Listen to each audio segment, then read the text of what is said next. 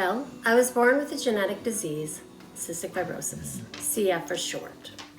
CF affects multiple organ systems, including the GI tract and the respiratory tract.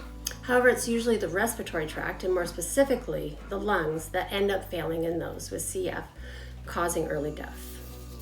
When I was born, many people with CF didn't live past the age of 5. As I grew up, the median age of survival increased to about 18.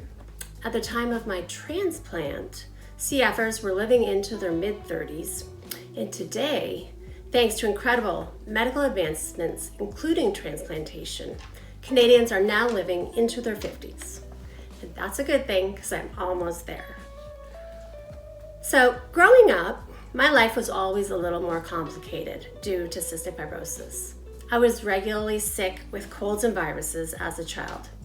And these colds and viruses became increasingly worse as I aged, quite often leading to pneumonia.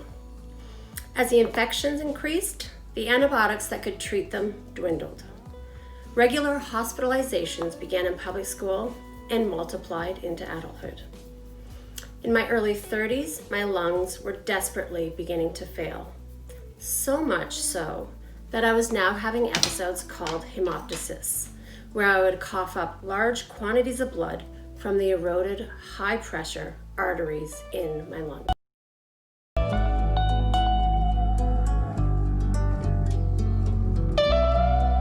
Transplant process? Well, it was this hemoptysis that really spelled the end of my lungs. After recovering from a very bad episode of hemoptysis I experienced while traveling, which could very easily have been fatal, it was determined that it was time for me to come to Toronto for a formal lung transplant assessment. Shortly thereafter, I was added to the list for a double lung transplant at Toronto General Hospital. I was told that I could expect to wait about 4 to 6 months.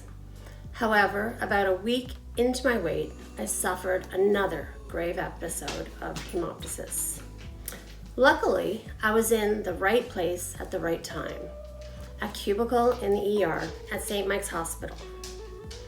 I was actually waiting to be admitted to the cystic fibrosis floor when it happened. It was so severe this time that a code was called, and a crash team intubated me. Once I was stabilized, I was moved to the ICU instead of the originally planned CF floor. I spent 11 days bedridden in the ICU at St. Mike's on a ventilator. This actually sounds eerily similar to people suffering with COVID-19 today.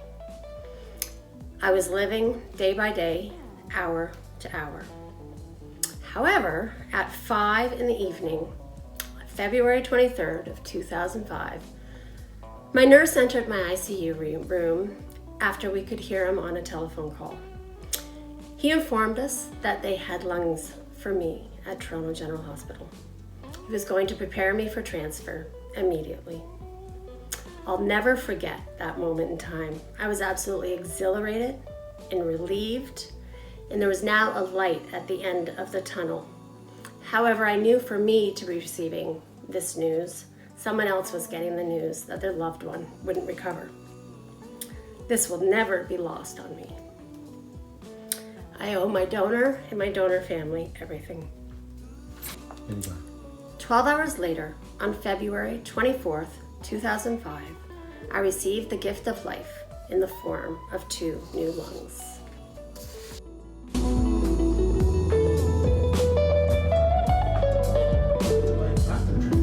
Well, my recovery was extremely quick. I was off the ventilator and up walking by the second day, and I was discharged from the hospital in 11 days. I remained in Toronto for 3 months post-surgery for rehab, and I was loving life with my new lungs. I could talk, I could walk and talk, I could shower, I could get dressed, I could do all the things so many take for granted until you can no longer do them. Over the last 16 years since my double lung transplant, I've been able to spend time with those I love and experience so many new things. I've been able to resume traveling with my husband Simon And our latest trip was just before COVID-19 to South Africa, and it was incredible. I've also been able to take downhill skiing back up after a lengthy hiatus. But best of all, I can walk my dogs each evening with Simon and enjoy the sunsets.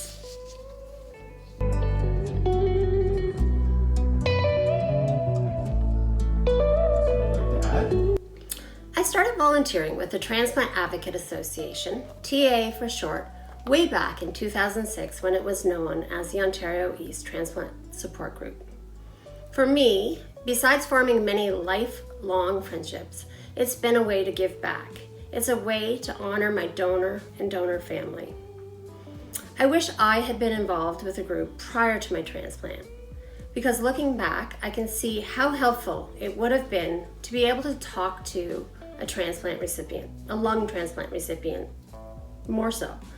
I feel that the knowledge and information that a former recipient can offer is indispensable. So much different than the actual medical advice that a doctor or nurse can offer. I know from experience, or in my case, a lack of experience I had, how invaluable it is to talk to someone that has walked the same walk. At TAA, we encourage those starting out on their transplant journeys to contact us so we can help connect you with an organ recipient that can help you navigate quite possibly one of the most scariest times in your life. I also know from experience how difficult it can be to wait for an organ transplant, even though my wait time was considerably shorter than most.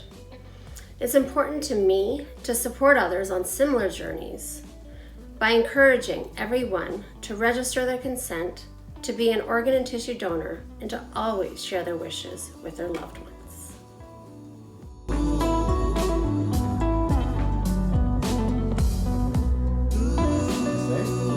So I ask of you at this time to stop and think about organ and tissue donation and how important it is to someone like me.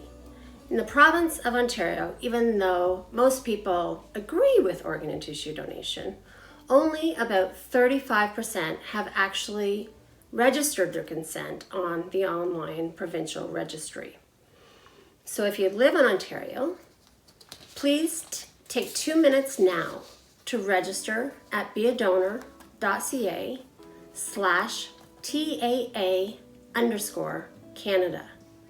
And if you live elsewhere, please search online where you can register your consent to be a donor. And thank you so much from the bottom of my heart.